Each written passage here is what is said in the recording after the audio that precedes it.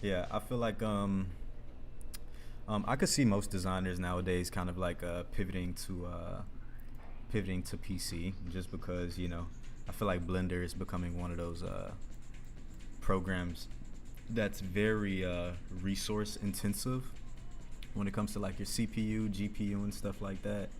And you know, I feel like a lot of designers are kind of like starting to use Blender more, and get more into 3D stuff. So kind of maybe a PC build is just the way to go.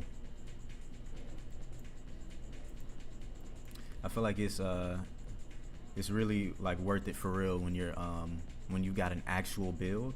Cause I had a PC, I had a laptop for a while, but it just it was pretty much the same, to be honest. Just because like if you're running some really CPU, GPU intensive stuff, in Photoshop or Illustrator or something, and fans get to going, you know what I mean? Like whether you have a PC laptop or like a Mac laptop really don't make a difference because your fans have nowhere to like, to do their thing, kind of, if you get what I'm saying.